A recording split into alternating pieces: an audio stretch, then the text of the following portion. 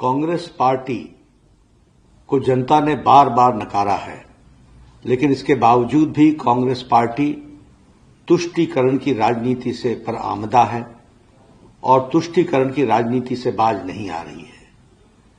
मैंने कांग्रेस के मैनिफेस्टो को देखा, मुझे आश्चर्य हुआ कि यह कांग्रेस पार्टी का मैनिफेस्टो है या मुस्लिम लीग का मैनिफेस्टो है।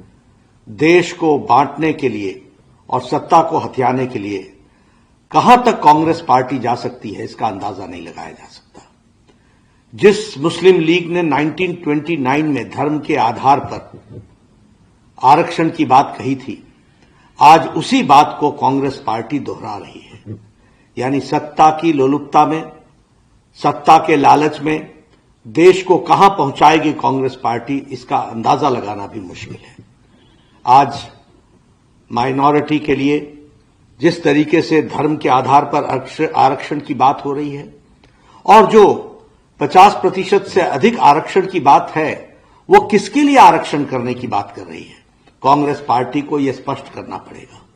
और मैं ये भी कहना चाहता हूं, देश भूल न जाए, यूपीए की सरकार में इन्होंने एक ऐसा कानून बहुसंख्यक समाज के खिलाफ बनाया था जो पार्लियामेंट से पास नहीं हो सका, लेकिन कांग्रेस पार्टी की मंशा साफ हुई थी।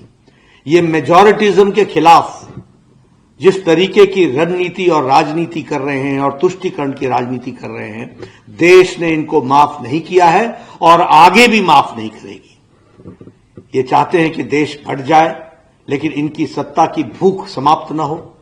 मैं यहां यह भी कहना चाहता हूं, मुझे राहुल गांधी जवाब दे कि वायनाड में नामांकन पत्र में के जुलूस में कांग्रेस पार्टी के झंडे क्यों गायब हो गए?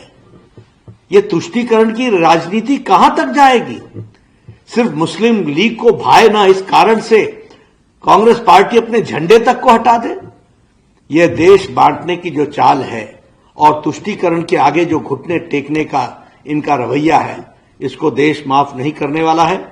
कांग्रेस को अपने घोषणा पत्र के अंदर जिस तरीके से तुष्टीकरण के बारे में उन्होंने कहा है और जिस तरीके से उन्होंने आरक्षण के बारे में कहा है, उसका स्पष्टीकरण देना पड़ेगा। देश जान को बताना पड़ेगा कि देश में इस तरीके की राजनीति जो सत्ता के लोलुपता में आप एक समाज को बांटने का प्रयास कर रहे हो, उसको देश कदापि माफ नहीं करेगा। कांग्रेस को उसका जवाब देना पड़ेगा।